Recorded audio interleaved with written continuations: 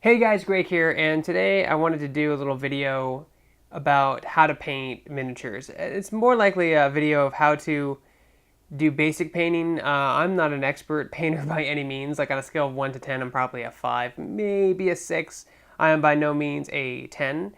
But this is my first time painting something with a lot of flesh and fur and bone, and there was a specific look I was going for, and I got the look, and I was really excited because painting is really hard. It's really hard. It's really intimidating if you're new to painting and miniature war games and stuff like that.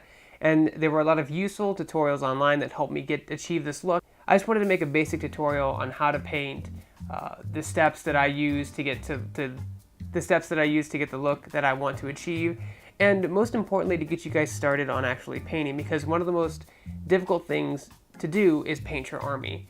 And I've met a lot of people who actually played armies, whether it's 40k, Hex, or Hordes or War Machine, that they picked their armies because they were easy to paint.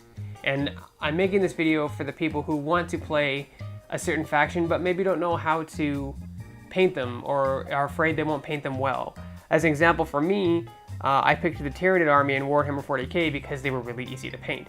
I was lucky because that was the army I wanted to play, but I've always wanted to play fantasy.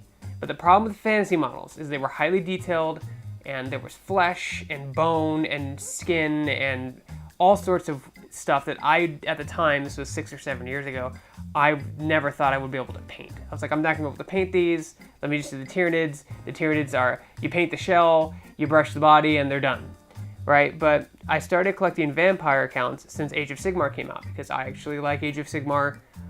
It was one of the things that got me into fantasy. I wanted to get into Warhammer Fantasy for a long time, but the price point was too high, the rules were really complex, and there had been no update for a long time on a lot of the armies. Now with this new Age of Sigmar thing, everything is kind of coming back, and I'm excited about it. So anyway, I'm going to show you guys how to paint a direwolf today, and the steps that I make to get this. So the theme in my army is frozen undead. So like I really want a lot of cool tones. I want them to look like they've been rotting in snow and ice for hundreds of years, and now the vampire accounts or the flesh courts have risen them up, and now they're going to wreak havoc on the battlefield. So like I said, this is for beginners. So if you're like a pro painter, you might want to watch this, you might be bored, or you might judge me too harshly. But anyway, so first of all, I've assembled my model, obviously, and I've actually primed my model white. Now, there are different primers. There is black primer, there is gray primer, there's green primer, there's red primer. There's all different types of primers.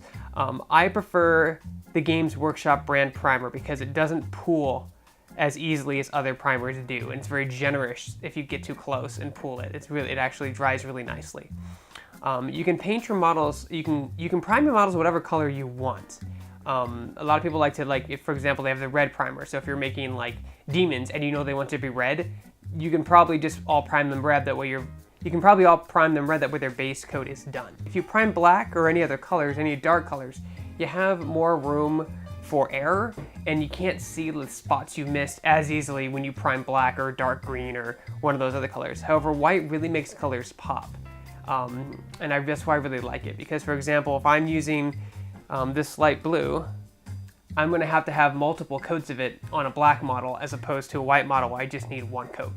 So that's something to figure out. I liked priming my models black for the longest time, but now I've been doing them white because it's a lot better to get the details out. I don't have to put multiple coats of paint on my model.